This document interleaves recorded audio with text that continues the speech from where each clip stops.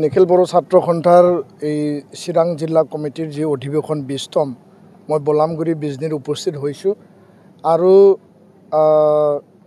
নিখিল বড়ো ছাত্ৰ সন্থাৰ যি গুণগত শিক্ষাৰ যি অভিযান যি আমাৰ সংগ্ৰাম সেইটো অব্যাহত থাকিব। 2025 যি নতুন বছৰ ইয়াত পুনৰ আমি সংকল্প লৈছোঁ যে প্ৰতিটো ছাত্ৰ ছাত্ৰী কোনো কাৰণত যাতে ড্ৰপ আউট নহয়, তেওঁলোকক 100% আমি মেট্ৰিক আৰু হায়াৰ ছেকেণ্ডাৰী পাছ কৰাবৰ কাৰণে যিখিনি আমাৰ অভিযান, আমাৰ অভিভাৱক, আমাৰ শিক্ষাগুৰু, আমাৰ ছাত্ৰ ছাত্ৰীৰ লগত যি কাউন্সিলিং, যি মটিভেশ্যন এইটো কণ্টিনিউৱাছ পৰ্যায়ত থাকিব।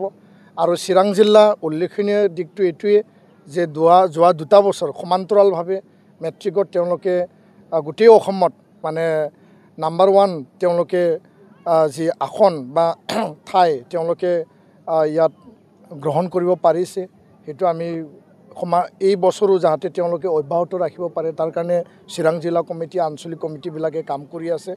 আৰু শিক্ষাৰ লগত আমাৰ জড়িত বহুতো সমস্যা আছে। সিদিনাখন আমি 8 জানুৱাৰীত আমি 3 ঘণ্টীয়া ধৰ্ণা কাৰ্যসূচী ৰাখিছিলোঁ যে আমাৰ মাতৃভাষা মাধ্যম ৰাষ্ট্ৰীয় শিক্ষানীতিৰ আধাৰত এইটো গুৰুত্ব আৰোপ কৰিব লাগে।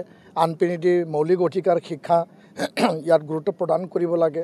আৰু প্ৰায় 15 দফীয়া দাবীক লৈ যি ধৰ্ণা আছিল ইয়াত শিক্ষামন্ত্ৰী ডাঙৰীয়াই অহা 17 জানুৱাৰী 10 বজাত দিছপুৰত জনতা ভৱনত তেওঁ আমাক আলোচনাৰ কাৰণে আমন্ত্ৰণ জনাইছোঁ।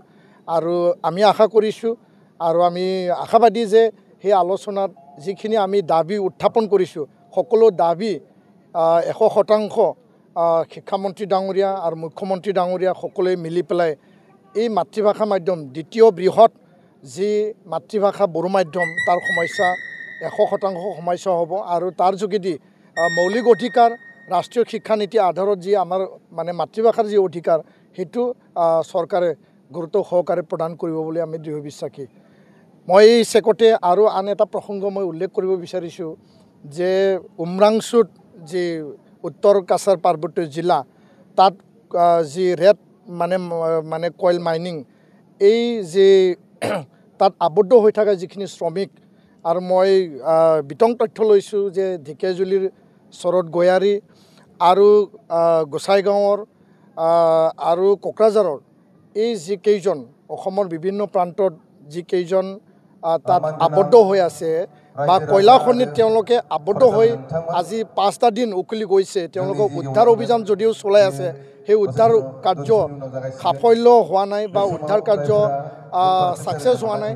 তাৰ কাৰণে মই অসম চৰকাৰক, মাননীয় মুখ্যমন্ত্ৰী ডাঙৰীয়াক মই আহ্বান জনাইছোঁ যে কয়লা খনিত আবদ্ধ হৈ থকা শ্ৰমিকসকলক উদ্ধাৰ কৰাৰ কাৰণে সকলো দিশত প্ৰচেষ্টা অব্যাহত ৰাখিব লাগে।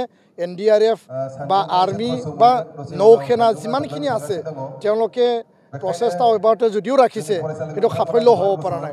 আনপিনেদি এই প্ৰসংগত মই খুব শুভৰে ক'ব বিচাৰিছোঁ যে অবৈধ কয়লা খনন, অবৈধ মাইনিং আৰু কোনো চাইণ্টিফিক তথ্য নোহোৱাকৈ যিখিনি মাইনিং চলি আছে অসমত, এই মাৰ্ঘেৰিটাই হওক, উত্তৰ পাৰ্বত্য জিলা যি কাছাৰে হওক, সকলো অবৈধ মাইনিং বন্ধ হ'ব লাগে আৰু চৰকাৰে কঠোৰ পদক্ষেপ ল'ব লাগে। মানুহৰ জীৱন, এই জীৱনৰ যিখিনি মূল্য সেই মূল্যটো সদায় চাই পেলাই সকলো নিয়ম আৰু এই যি ব্যৱস্থাৰ মাজেদি হ'ব লাগে।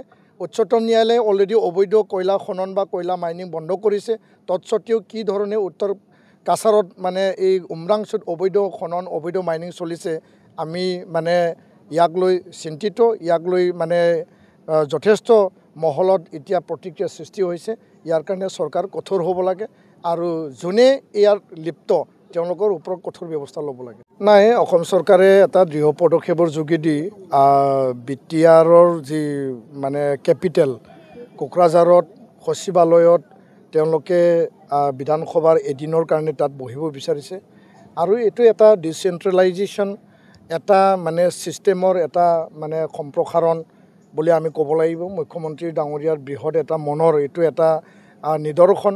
আৰু যাৰ যোগেদি কোকৰাঝাৰত যদি এই অধিৱেশনটো সুচাৰুৰূপে যদি হৈ যায় তো BTR-বাসী ৰাইজৰ সকলো জাতি জনগোষ্ঠীৰ এটা আশা থাকিব যে ইয়াত এই বিধানসভা এদিনৰ কাৰণে যি অনুষ্ঠিত হ'ব সেই মানে বিধানসভাত যথেষ্ট BTR কেন্দ্ৰিক কিছু আশাব্যঞ্জক কিছু মানে তেওঁলোকে মেছেজ বা বাৰ্তা বা কিছু বিটিআৰ ৰাইজৰ কাৰণে যিখিনি সমস্যা আছে সমাধানৰ কাৰণে তেওঁলোকে তাত নিশ্চয় ঘোষণা কৰিব আৰু ঘোষণা কৰাটো আমি বিচাৰোঁ কাৰণ ডিব্ৰুগড়ত মিনি সচিবালয় পাতিছে কোকৰাঝাৰত দিছপুৰৰ যি বিধানসভাটো আনি পেলাই এদিনৰ কাৰণে তাত অনুষ্ঠিত হ'ব তো নিশ্চয়কৈ বিটিআৰবাসী ৰাইজৰ সদায় এটা আশা থাকিব যে তাত বিটিআৰবাসী ৰাইজৰ কাৰণে কিবা নহয় কিবা এটা থাকিব ধন্যবাদ